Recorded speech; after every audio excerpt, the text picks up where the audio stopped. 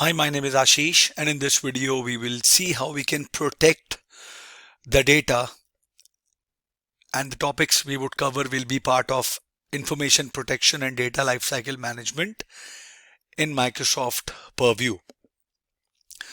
So, customers typically want to apply some level of protection to the most sensitive data to prevent it from getting into the wrong hands. So information protection is the solution for meeting this requirement that we have to protect the information. Information is the data, right? So if someone has your data, they have your information. So you have to protect your sensitive data. That will be called information protection. So it will help you discover, classify, and protect sensitive data and business critical content across your organization. And we have to apply the flexible protection actions, right? From applying visual markings to adding encryption and access restrictions to the content.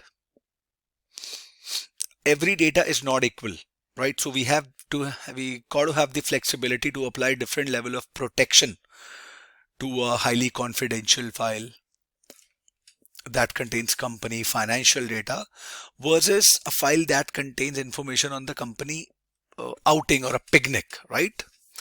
Information protection is covered in more depth in other modules that I will cover in the coming videos. So when we talk about built-in experiences, so if I just mention the chat box, when we talk about built-in experience, information protection is integrated into Microsoft 365 applications like Word, Excel, Microsoft 365 services like SharePoint Online and Microsoft Teams, other Microsoft solutions like Power BI.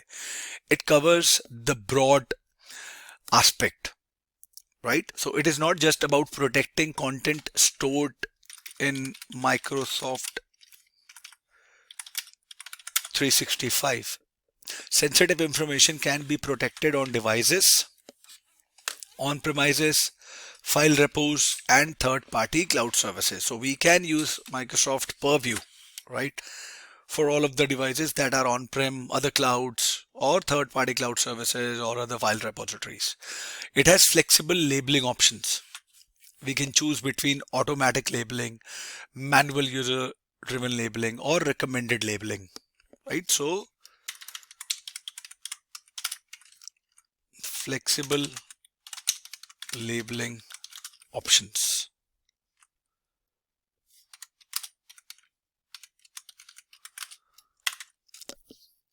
With flexible labeling options, we can meet the security requirements without impacting end user productivity. All right, so the purpose of this video was to give you a sense of protecting the data using Microsoft Purview. In the last video, we covered the knowing what data you have. Now you have to protect that data. After that, you have to prevent data loss, and then you have to govern your data. All right. So in the next video, we will cover preventing data loss, and then we'll cover how we can govern that data. I hope this video was informative for all of you. If you have any other queries, please mention them in the comment section, and I'll see you guys in the next video. Thank you. Have a good day.